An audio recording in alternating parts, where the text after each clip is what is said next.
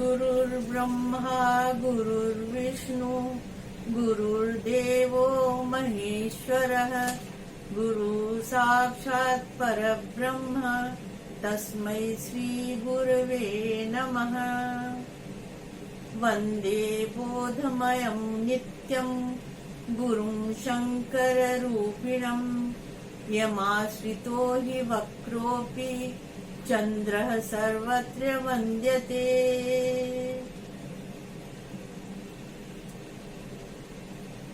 आज गुरु पूर्णिमा के शुभ अवसर पर आप सबको बहुत बहुत शुभकामनाएं।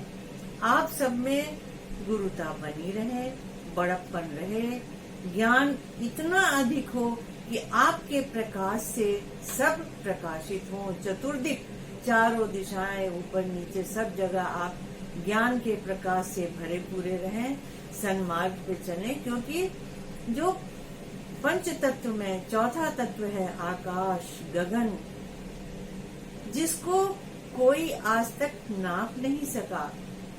कितना भी आप ऊंचे चले जाएंगे लेकिन फिर भी आप वहां तक नहीं पहुंच सकते, क्योंकि ज्ञान असीम है।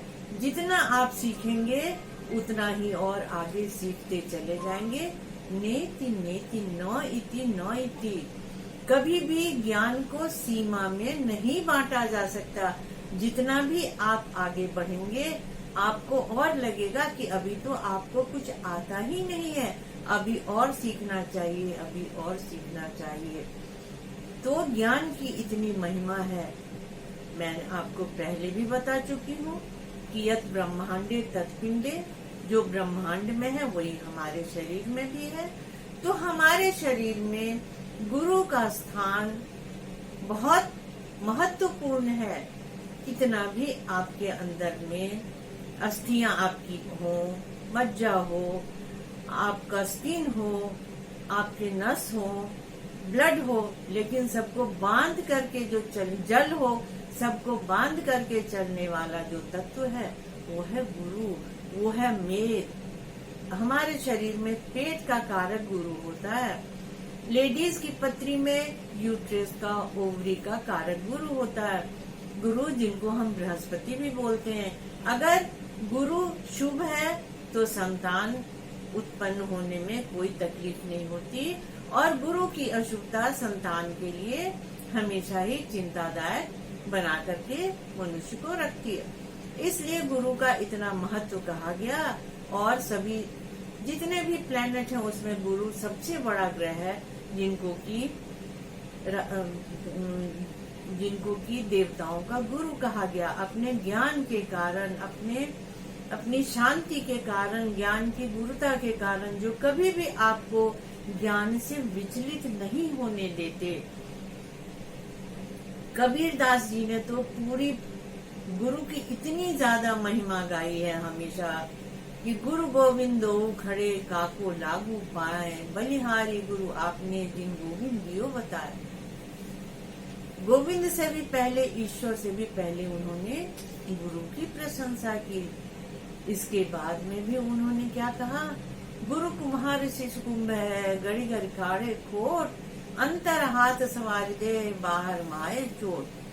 तो गुरु अपने शिष्य को इतनी अच्छी तरीके से ज्ञान देते हैं। पहले तो वो उसको चोट मारते हैं, उसको सही करने के लिए, सही रास्ता दिखाने के लिए, लेकिन उनका हृदय इतना द्रवित होता है कि वो उसको हमेशा ही उसके कष्ट को अनुभव करते हैं और उसके हाथ अंदर हाथ रख करके और तब उसको आगे बढ़ाने की शिक्षा देते रहते हैं।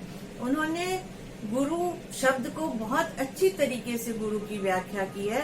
गु कहा उन्होंने अंधकार को और रू कहा प्रकाश को। तो जो अंधकार से प्रकाश की ओर ले जाए वो है गुरु। तो गुरु की इतनी महिमा। रामचरितमानस की जो पहली चौपाई है उसमें भी तुलसीदास जी ने क्या कहा? बंदों गुरुपद पदों पर आगा, सूरज सुबास सरस अनुरागा। आगे भी उन्होंने कितनी जगह गुरु की महिमा गाई है। बिनु गुरु हो ही न ज्ञान, ज्ञान की हो ही विराग भी। विराग से आप यहाँ वैराग्य को ना लें, वैराग्य तो संसार को छोड़ करके जाने की बात हो गई। विराग क्या, जब आप किसी भी प्रकार से अपने मन को राग द्वेष से रहित रखते हैं, पूर्वाग्रह से रहित रखते हैं, तो ही आप ज्ञान को प्राप्त कर सकते हैं।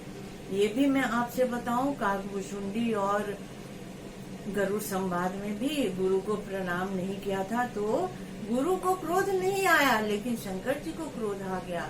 तो गुरु हमेशा नमनीय है, प्रणम्य है, और हमेशा उनका आदर करें। जितना भी आज आप बन पाते हैं उसमें गुरु का बहुत बड़ा हाथ होता है। गुरु पूर्णिमा के अवसर पर मैं अपने सभी गुरुजनों को बहुत प्रणाम करती हूँ। सबसे पहले मैं प्रणाम करती हूँ अपने दादा पंडित जनार्दन झा जंशीधर को, जो मैथिली के प्रथम उपन्यासकार हैं और उन्होंने बंकिम चंद्र चटर्जी की सभी पुस्तकों का हिंदी अनुवाद किया बांग्ला से। उसके बाद मैं प्रणाम करती हूँ अपनी दादी श्रीमती चन्नी देवी को, जो इतनी कम अवस्था में विवाह करके आई कुंवरबाईपुर में, और वहाँ उन्होंने सबको पढ़ना लिखना सिखाया, अक्षरों का ज्ञान कराया। और उनके पट्ट शिष्य में से राय बहादुर ज्ञानंद कुमार हुए, जो कि पोस्ट मास्टर जनरल होकर के रिटायर हुए। इतना ज्ञान था, वेद पुराण कहीं से भी आप कोई किसी भी ग्रंथ को बोले, ये अगली लाइन वो आपको सुना देती थी। इतनी ज्ञानी महिला, इतनी विदुषी महिला थी। उसके बाद में मैं विद्या की देवी सरस्वती की वंदना करती हूँ, जिन्होंने मुझे इस योग्य बनाया। सूरदास जी ने कहा, अविगत गत कहत न आवे, जो गूंगे गुड़ को रस अंतर्गत ही भावे। विद्या की देवी सरस्वती ने मुझे इस योग्य बनाया कि मैं गुरुजनों को प्रणाम कर सकूं। उसके बाद अपनी माता को नमन करती हूँ, श्रीमती लक्ष्मी देवी को, जिन्होंने कूट कूट करके ये हमारी जो आज पर्सनैलिटी है उसमें भरा उन्होंने अपना योगदान दिया कि मैं किसी योग्य बन सकूं, सभा में सुशोभित हो सकूं। उसके बाद मैं प्रणाम करती हूँ अपने पिता श्री इंद्र मोहन झा जी को, जो कि आर्यावर्त के संपादक थे। उसके बाद मैं अपने पिता के अग्रज पंडित श्री हरिमोहन झा को प्रणाम करती हूँ, जिनकी रचनाएं विश्व में 48 भाषाओं में रूपांतरित हुई। उसके बाद मैं प्रणाम करती हूँ अपनी काकी अर्थात प्रोफेसर हरिमोहन झा की पत्नी श्रीमती सुभद्रा झा का, जिन्होंने मुझे गुरुता पेट की गंभीरता बताई कि कभी कोई बात किसी के सामने जानी नहीं चाहिए और हमेशा ही अपने इतनी मजबूती रखनी चाहिए कि किसी की बात सुन करके कहीं पर भी बोलना, क्योंकि तुलसीदास जी ने रामचरितमानस में लिखा, अघ की पुष्टिता समको याहे, चुगलखोरी से बढ़कर के और कोई पाप नहीं होता। तो प्रोफेसर हरिमोहन झा, जिन्होंने मुझे इतना ज्ञान दिया, जिन्होंने मुझे इतना सिखाया, उसके लिए मैं बहुत प्रणाम करती हूँ उनको। फिर मैं अपनी सास श्रीमती माया देवी को प्रणाम करती हूँ, जो मेरी गुरु भी थी और जिन्होंने हमेशा मुझे आगे बढ़ने के लिए प्रेरित किया। उसके बाद में मैं अपने पति श्री दयानंद झा जी को भी नमन करती हूँ, जिन्होंने हर समय मेरा मनोबल बढ़ाया कि तुम आगे बढ़ सकती हो। वो भी मेरे गुरु ही हैं। उसके बाद अपनी पुत्री रश्मि, पुत्र समित और प्रतीक, तीनों को भी बहुत बधाई देती हूँ, जिन्होंने मुझे हर समय प्रेरित किया आगे बढ़ने में। इसके बाद मैं नमन करती हूँ शिशु विद्यालय Sabaur, Durga Sthan, lower middle school Baipur, middle school Kartar, high school Sabaur, Arya Kanya Vidyalaya Patna, Magadh महिला कॉलेज पटना, पटना विश्वविद्यालय, एएन कॉलेज मगध विश्वविद्यालय। उसके बाद MD college, Humayun university Haldwani, Hindu कन्या महाविद्यालय सीतापुर और law college, DAV law college Kanpur. सभी गुरुजनों को मैं प्रणाम करती हूँ जिनके सानिध्य में मैंने अपनी पढ़ाई की, और लॉ कॉलेज में जो हमारे शिक्षक थे उन्होंने मुझे बहुत अच्छा वकील बनने के लिए प्रेरित किया। इसके बाद साहू जैन कॉलेज नजीबाबाद, रुहेलखंड यूनिवर्सिटी, वहाँ पर जितने भी शिक्षक थे जिनसे मैंने प्रेरणा ली उन सबको मैं सादर नमस्कार करती हूँ, और जिनसे भी मैंने कभी कुछ भी सीखा हो उनको भी मैं नमस्कार करती हूँ, जिन्होंने मुझे ज्ञान दिया। हमारे यहाँ कहते हैं सोना और ज्ञान बच्चे से भी ले लेना चाहिए, तो मैं सबको पुनः पुनः नमस्कार कर रही हूँ। अब मैं आपको एक बात बताना चाह रही हूँ गुरु के लिए। विश्व में प्राचीनतम कहानी संग्रह है पंचतंत्र। ईसा से 200 वर्ष पूर्व की बात है। पाटलिपुत्र में सुदर्शन नामक राजा थे जो बहुत दुखी थे क्योंकि उनकी संतान पढ़ाई में रुचि नहीं रखती थी और साथ ही उद्दंड। तो उन्होंने राज्य में ऐलान कराया कि जो कोई भी मेरे पुत्रों को सही करेगा, सही शिक्षा देगा, उनको मैं बहुत ही प्रशंसित करूंगा। तो विष्णु शर्मा आए और जो पंचतंत्र है उसका जो प्रारंभ है, सिद्धि साध्य सतामस्तु प्रसादा तस्य धूर्जटे जाह्नवी फेन लेखे व यन मूर्धनि शशिन कला। शंकर जी को गुरुता के लिए बहुत बार याद किया जाता है। उनमें जो बड़प्पन है, देखिए उनका वस्त्र भी आप देखिए, कहीं कुछ नहीं, लेकिन हमेशा ही वो ज्ञान से सुशोभित होते हैं।